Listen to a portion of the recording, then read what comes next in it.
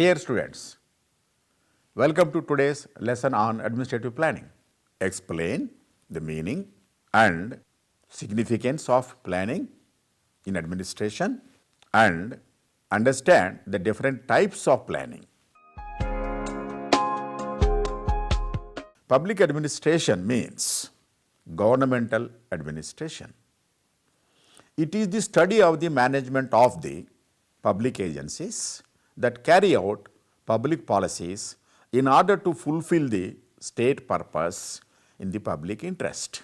For instance, if the government policy is distribution of rice at the subsidized rates to the families living below poverty line in a state, administrative planning would involve from identifying the families living below poverty line, then the determination of the quantity of rice to be distributed for each family and the quantity of rice required and the quantum of amount to be sanctioned for the scheme and ensuring timely distribution of rice to the beneficiaries. Thus, administrative planning is crucial for the achievement of results of public sponsored schemes. Achievement of goals involves planning, organizing, leading, and evaluating people and programs. Planning is the foremost activity to achieve results in the administrative process. Planning is deciding what to do, how to do, and who is to do with reference to do an activity in the process of administration. The most important definition of planning are given below. In the words of John Millett, planning is the process of determining the objectives of administrative efforts and of devising the means calculated to achieve them. Thus, planning takes into consideration available resources, target fixed, and aims to be accomplished in all walks of human life. Simon and others defined planning as the activity that concerns itself with the proposals for the future, with the evaluation of alternative proposals, and with the methods by which these proposals may be achieved. Planning is rational, adaptive thought applied to the future and to matters over which the planners or the administrative organization with which they are associated have some degree of control. Thus, planning is concerned with studying human behavior and meeting socio-economic needs of the society. According to Demark and Demark, planning is clarifying one's objectives and then determining what action shall be taken by whom, when, by what methods, and at what costs in order to achieve the desired goals. Peter Drucker, the father of management, defined planning as the continuous process of making present risk, taking decisions systematically and with the best possible knowledge of their futurity. In short, planning is the conscious process of selecting and developing the best course of action to accomplish defined objective. Planning is the exercise of foresight and network of action for defined goals. Some amount of planning is inevitable at all levels of administration because plan consciousness at operating levels is essential for the implementation of plans. Planning is closely related to policy making. In fact, planning begins where general policy stops or ends. It is concerned with the means by which ends can be brought to fruition. Policies lay down the fundamental principles of governmental action. They provide the framework within which planning has to take place. They set the terms of reference within which plans are formulated. Planning shapes the places where people live and work and the country we live in. Good planning ensures right development in the right place and at the right time. Today, planning has become very popular. The politicians at the highest level plan policy, meaning the future of a nation. Every aspect of governmental action is to be planned. Objectives, policies, organization, finances, work methods, incentive systems, and public relations. Planning is needed for ending poverty and unemployment.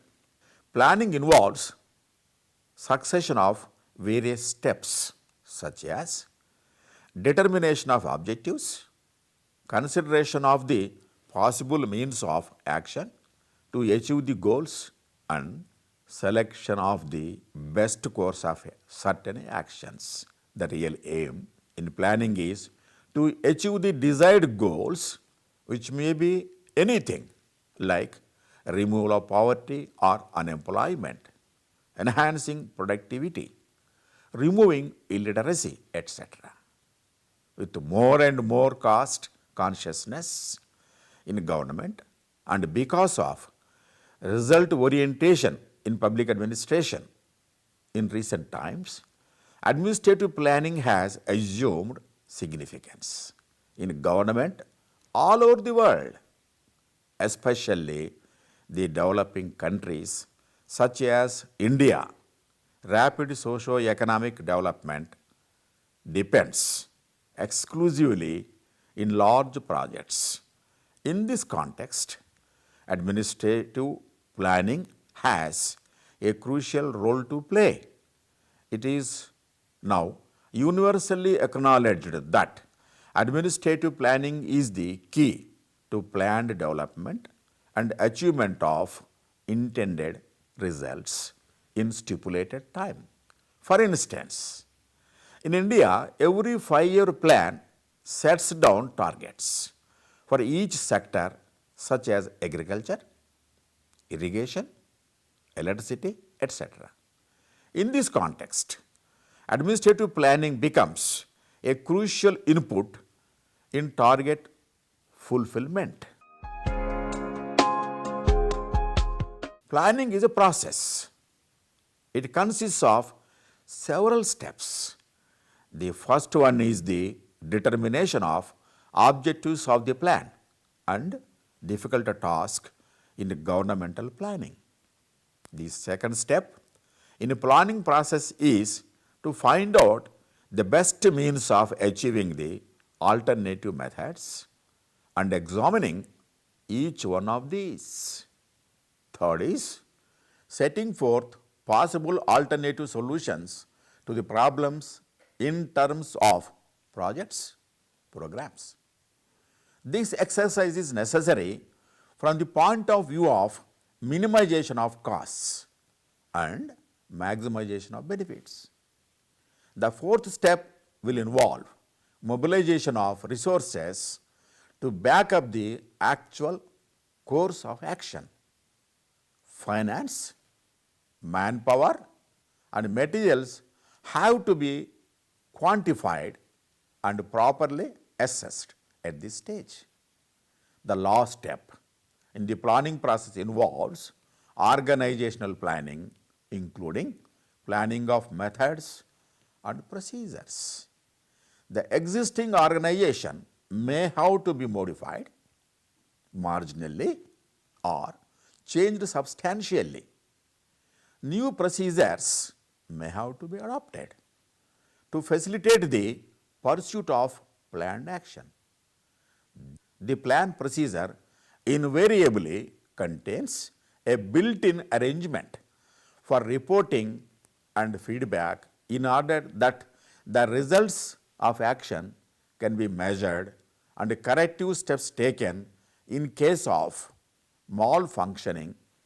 Administrative planning subsumes financial planning, personnel planning, resource planning, and organizational planning. The whole exercise is directed towards the manipulation of critical organizational resources to bring about planned changes. Planning is a continuous process.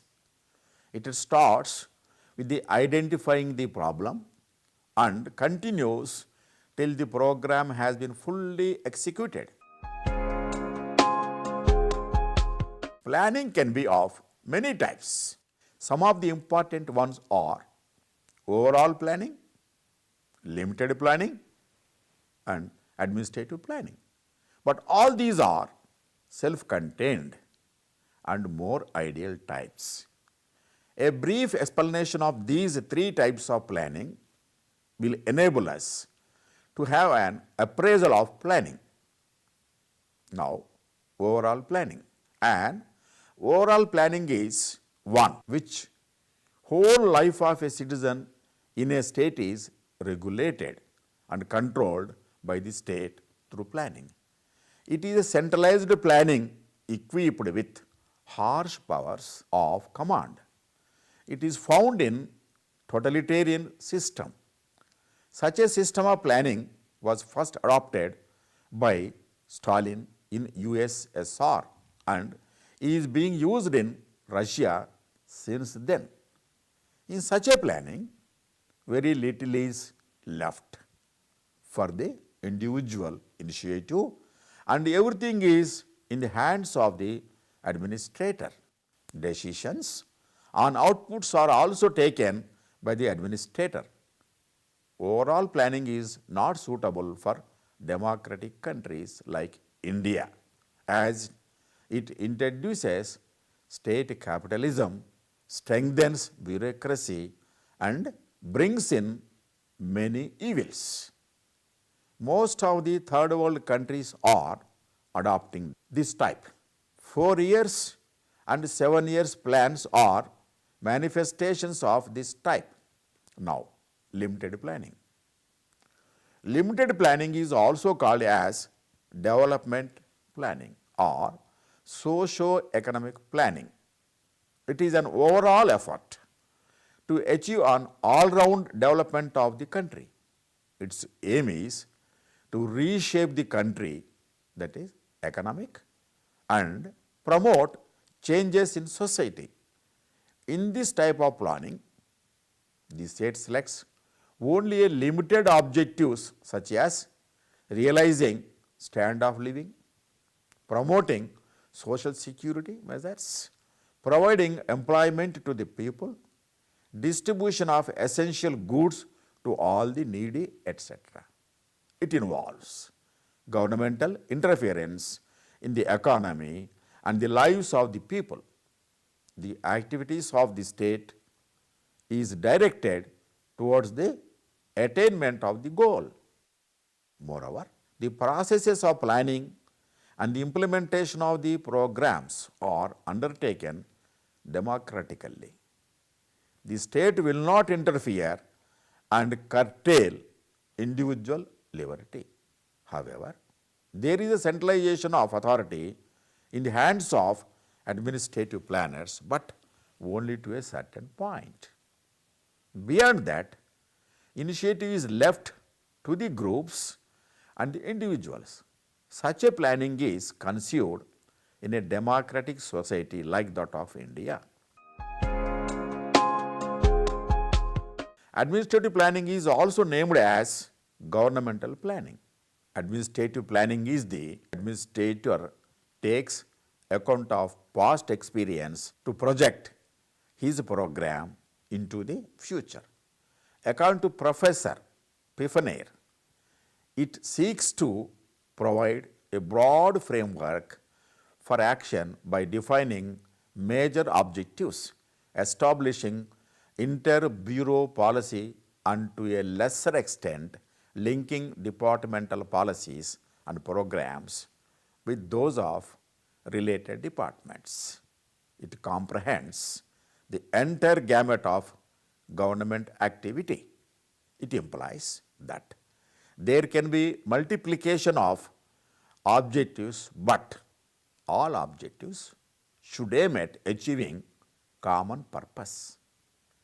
As regards to the administrative planning, MP Sharma says like this: in a comprehensive sense, administrative planning embraces problems of organization, budgeting, personnel, procedures, and in fact, all the phases of the post-CARB activities.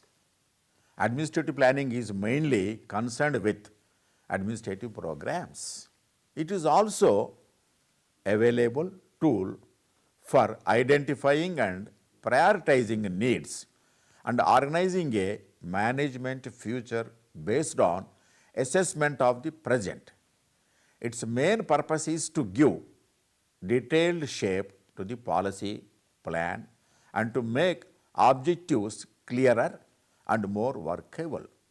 Administrative planning is formulated by the chief executive in consultation with the department heads and with the assistance of middle management to make the objectives clearer and more workable for the public officials. It seeks to provide a broad framework for action as it defines major objectives clearer and more workable.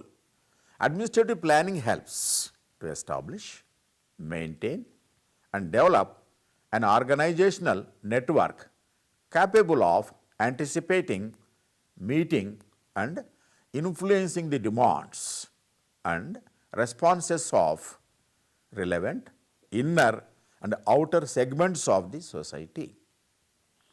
Administrative planning may be divided into policy planning, program planning, and operational planning. Policy planning. Over the years, policy planning has become the basis for policy making. It is concerned with developing broad general outlines of government in power.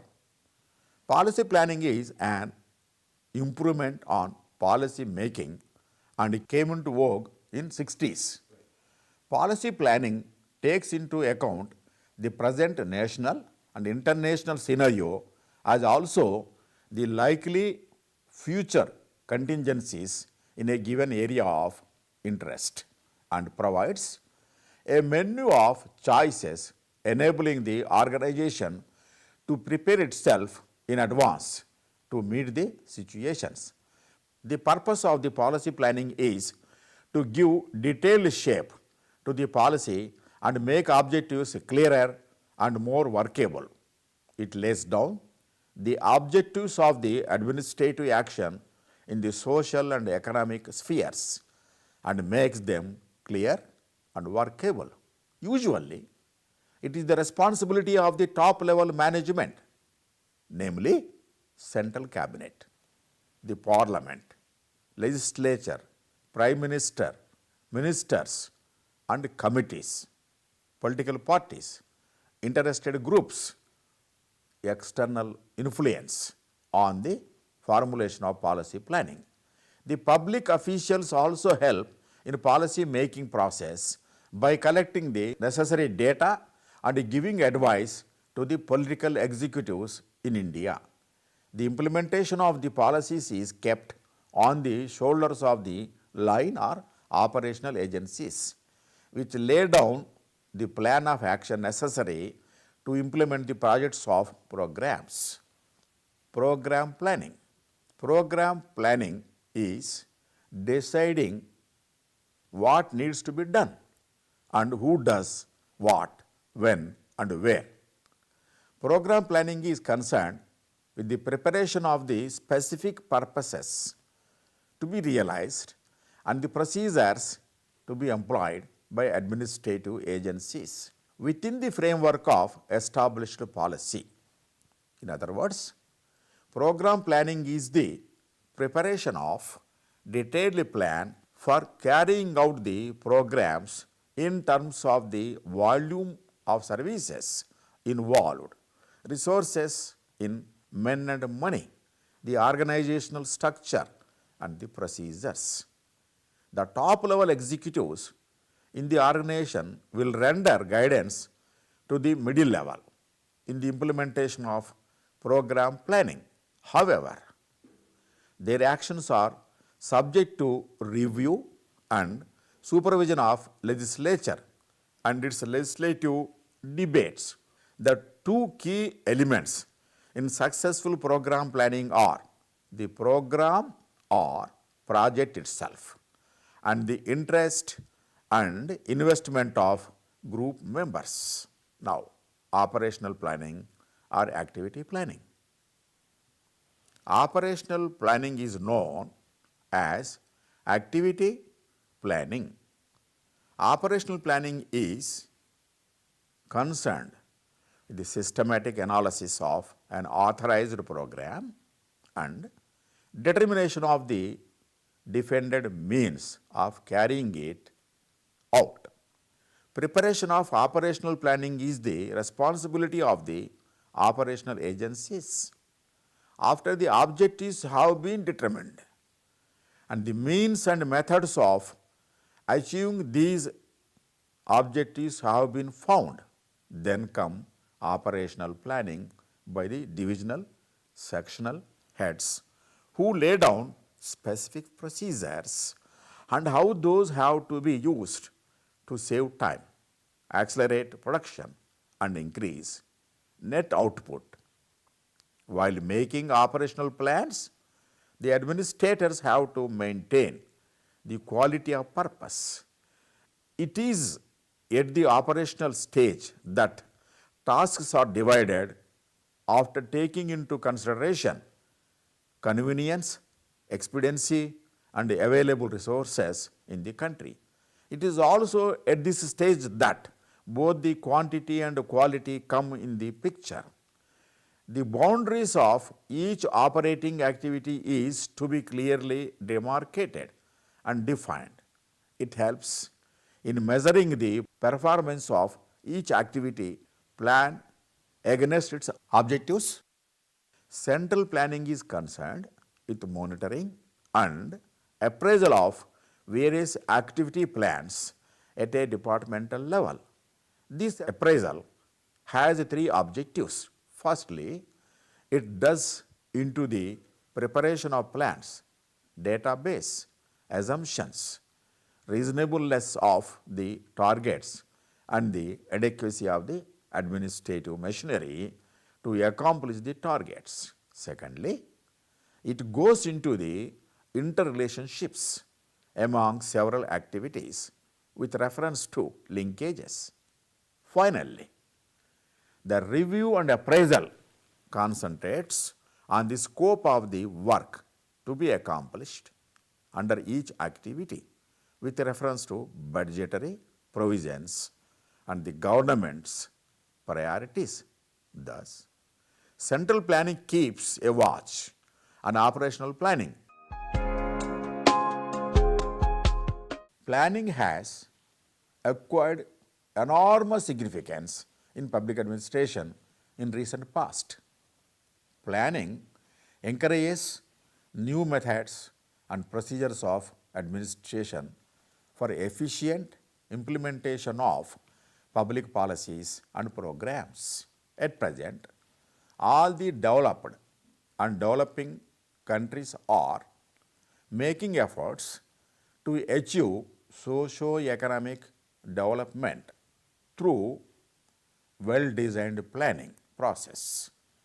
Planning can be of many types: overall, limited and administrative. Administrative planning can be divided into policy, program and operational planning.